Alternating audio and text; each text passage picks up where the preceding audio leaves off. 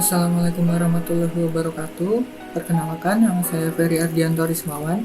Di sini saya akan menjelaskan tugas 2 poin ketiga, yaitu membuat perintah NoSQL menggunakan MongoDB untuk menyimpan dan menampilkan data query yang terdiri dari query untuk menambahkan data, query untuk menampilkan data barang, data kasir, data summary barang terjual hari ini, serta summary data penjualan barang dalam 1 bulan, summary pendapatan toko dalam 1 bulan, dan summary pendapatan per kasir per hari. Nah, sebelum memulai query, di sini saya akan memodelkan relasi antar collection yang ingin saya buat, di mana ada 6 collection.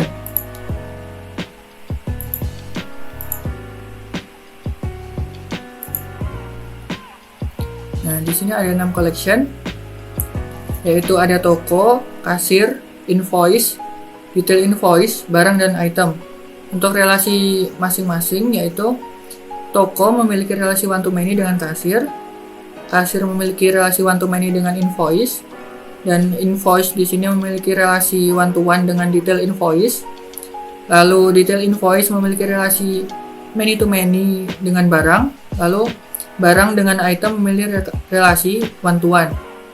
Maksud saya one to many.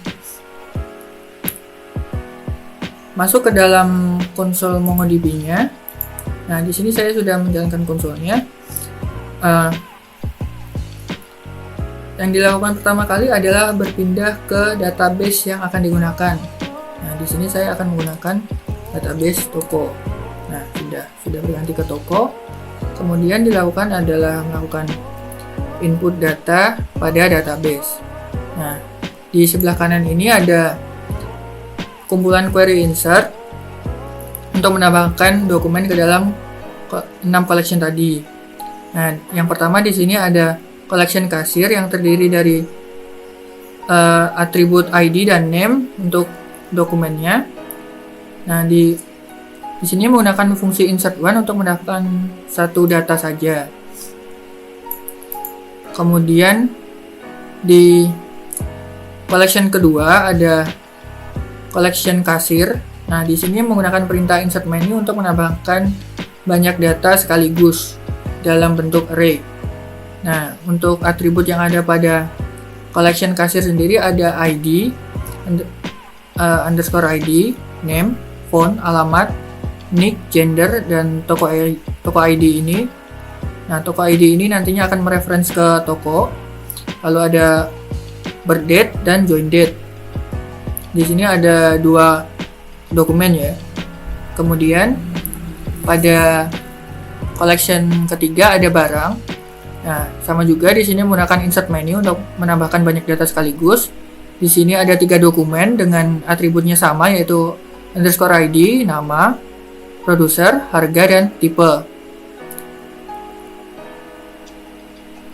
Kemudian di collection item, di sini ada 6 dokumen yang akan ditambahkan, atributnya juga sama. Nah, di sini ada atribut underscore ID, kemudian ada barang ID yang mereference ke collection barang, kemudian ada barcode. Kemudian di collection invoice ada insert menu juga untuk menambahkan banyak dokumen sekaligus. Di sini ada 4 dokumen yang ditambahkan. Atribut dari masing-masing dokumen tersebut sama, yaitu underscore ID, by date atau tanggal transaksinya. Kemudian ada kasir ID yang mereference ke collection kasir. Lalu ada name dan address dari pembelinya. Lalu untuk collection yang terakhir ada detail invoice. Nah, di detail invoice ini ada 8 dokumen yang akan ditambahkan dengan atributnya sama, yaitu terdiri dari underscore ID, barang ID yang mereference ke collection barang, ada invoice ID yang mereference ke collection invoice, lalu ada quantity yang menyatakan jumlah pembelian dari masing-masing invoice tersebut. Langsung saja kita eksekusi di konsol. Nah, sudah ditambahkan semua, acknowledge-nya true semua ya. Bisa dilihat dengan cara db.get collectionnya.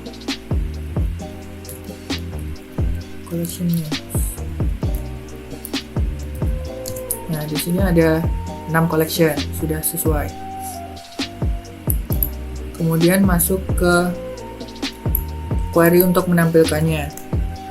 Nah, untuk menampilkan data barang, data kasir, dan data penjualan. Nah, yang pertama untuk menampilkan data barang dan kasir bisa menggunakan perintah find pada tiap collection-nya. Seperti ini. Misal kita akan mengquery barang, db.barang.find, enter. Bisa dilihat di sini.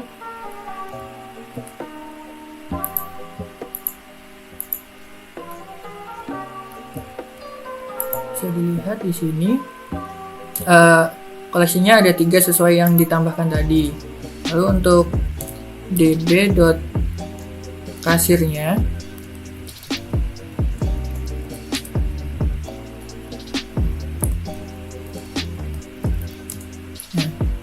kasirnya juga sudah sesuai seperti yang ditambahkan sebelumnya. Namun untuk data penjualan sendiri sedikit berbeda karena pada data penjualan perlu ditambahkan atribut amount sebagai total dari transaksi. Nah, untuk bisa melakukan hal tersebut nanti akan dilakukan dengan fungsi agregasi, yaitu untuk melakukan beberapa operasi sekaligus.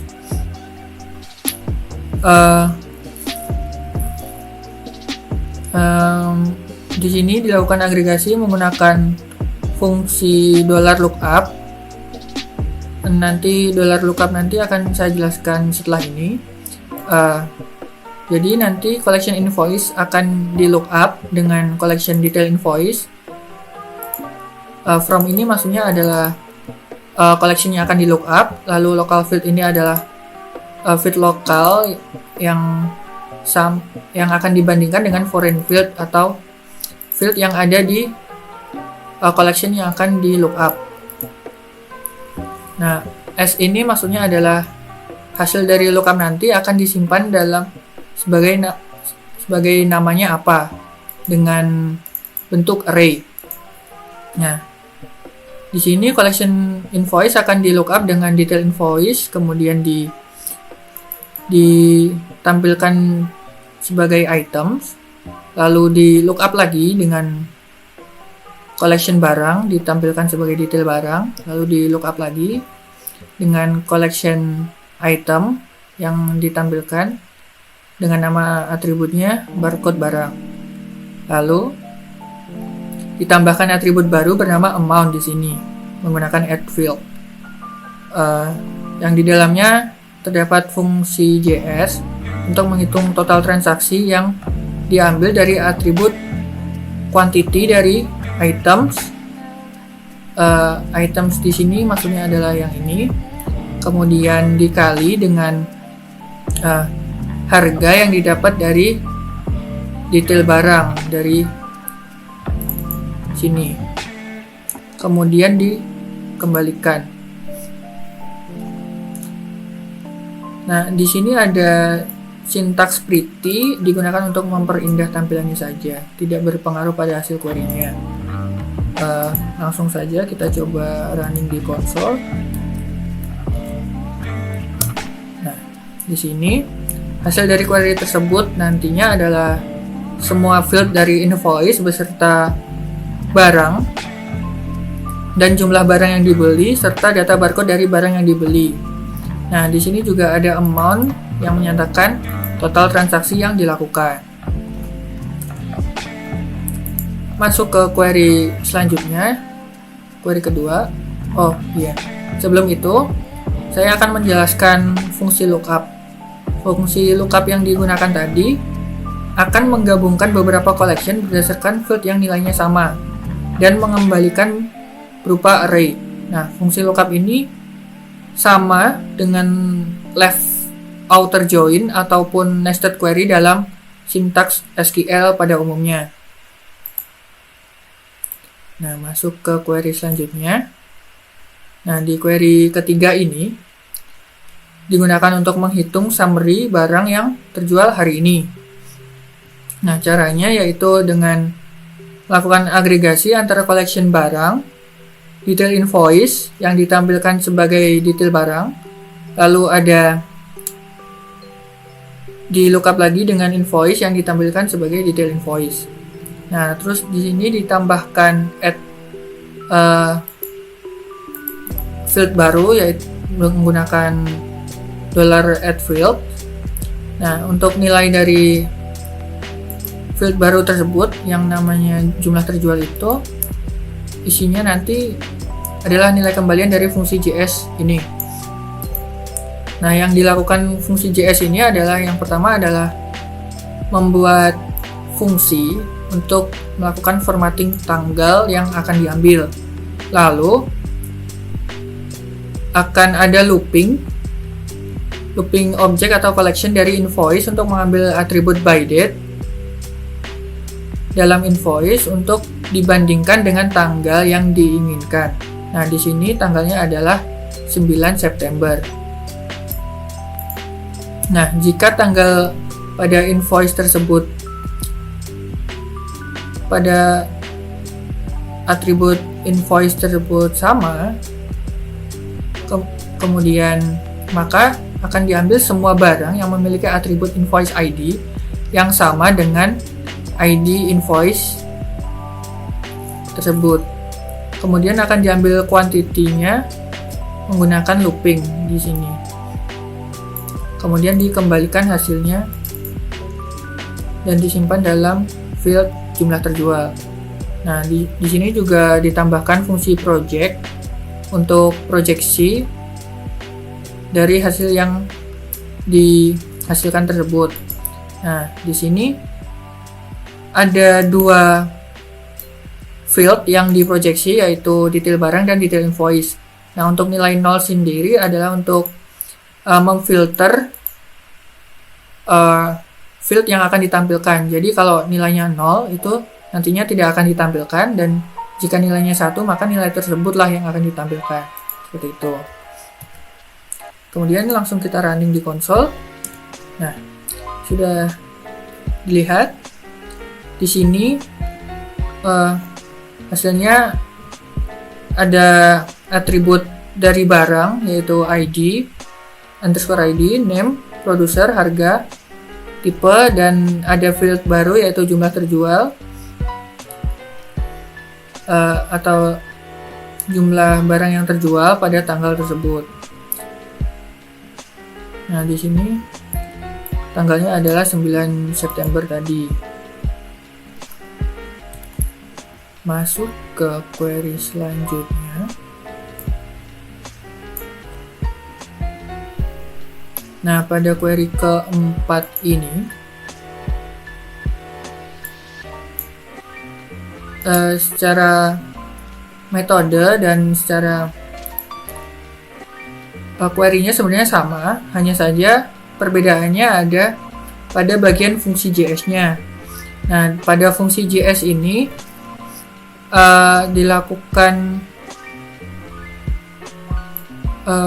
pengambilan dari tahun dan bulannya saja, karena di sini tujuannya adalah untuk menghitung summary barang yang terjual selama 1 bulan.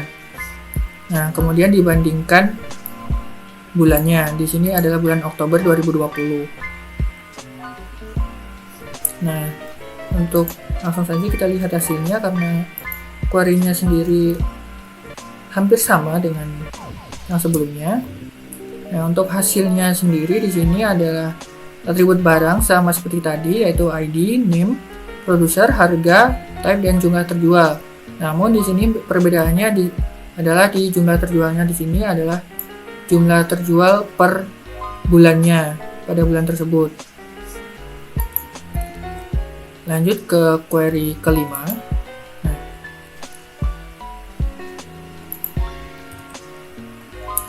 Di query kelima ini, tujuannya adalah untuk menampilkan summary dari pendapatan toko dalam 1 bulan.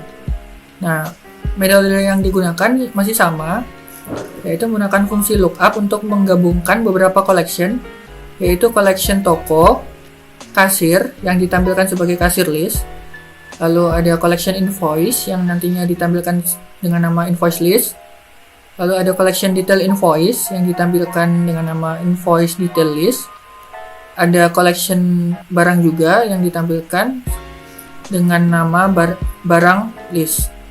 Kemudian ditambahkan field baru bernama profit month dengan fungsi add field.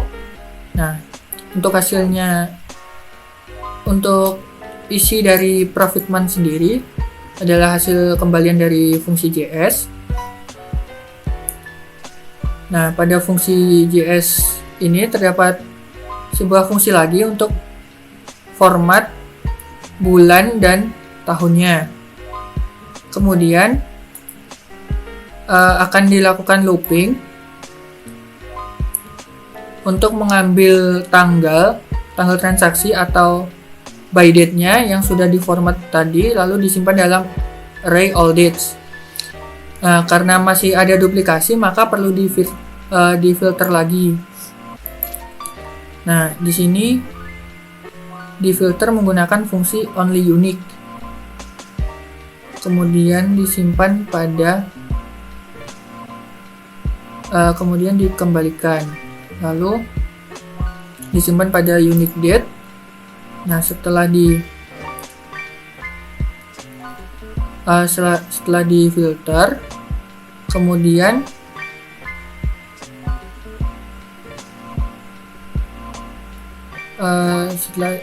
di sini baru membuat fungsinya. Nah, terus di bawah ini dilakukan filtering serta perhitungannya.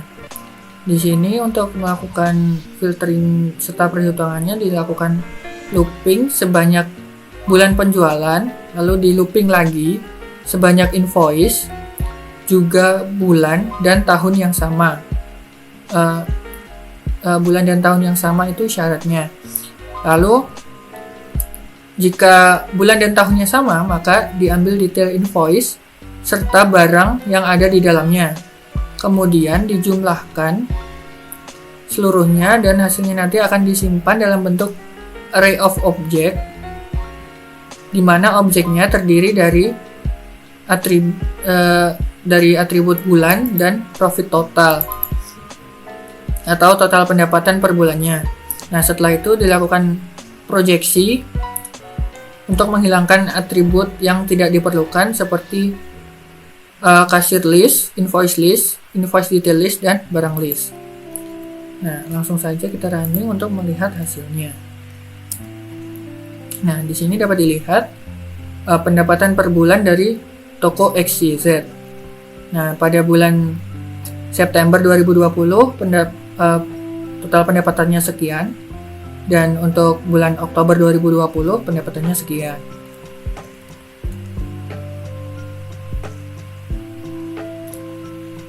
Langsung ke query terakhir. Nah, pada query terakhir ini bertujuan untuk menampilkan summary pendapatan per kasir per harinya. Nah, metode yang digunakan masih sama, yaitu menggunakan fungsi lookup dengan gabungan dari collection kasir. Lalu ada collection invoice yang ditampilkan dengan atribut atau fieldnya namanya kasir invoice. Lalu di lookup lagi dengan collection detail invoice yang disimpan dengan nama field kasir detail invoice. Lalu di lookup lagi dengan collection barang dengan nama kasir list barang. Kemudian ditambahkan atribut atau field baru dengan nama keuntungan hari, yang nantinya akan diisi dari hasil kembalian dari fungsi JS yang menghitung keuntungan yang dihasilkan oleh kasir tiap harinya. Nah, dalam fungsi JS ini pertama yang dilakukan adalah mengambil semua detail invoice pada tiap invoice dengan cara membandingkan invoice ID pada detail invoice dengan underscore ID dari invoice Kemudian diambil semua barang yang ada pada detail invoice tersebut yang memiliki ID yang sama dengan barang underscore ID milik detail invoice. Nah, kenapa begitu? Karena atribut-atribut tadi saling mereferensi. Kemudian, setelah diambil semuanya, secara garis besar fungsinya seperti itu. Kemudian diambil, di sini diambil total harga per invoice per barangnya. Kemudian difilter kembali. Nah, di sini difilter kembali dengan fungsi unique filter untuk mendapatkan tanggal yang unik. Kemudian array tanggal dan total harga tiap tanggal dan kasir tersebut digabungkan menjadi objek.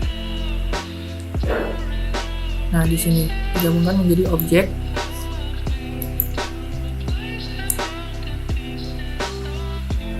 Dengan pasangan tanggal dan total profit tiap tanggal tersebut.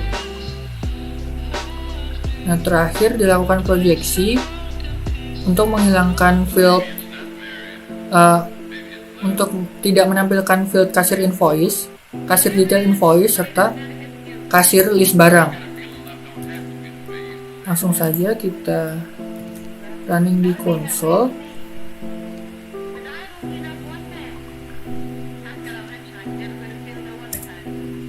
Nah, hasil dari query ini nantinya akan menampilkan semua field dari kasir, yaitu underscore ID, name, phone, alamat, NIK, gender, toko ID, birth date, join date, serta keuntungan hari. Nah, di field tambahan keuntungan hari ini isinya berupa array. Dengan array-nya nanti ada dua objek, yaitu tanggal dan total profit yang didapat oleh tiap kasir per harinya. Seperti itu. Nah, sekian penjelasan query NoSQL serta demonya. Mohon maaf apabila ada salah-salah kata maupun sikap. Wassalamualaikum warahmatullahi wabarakatuh.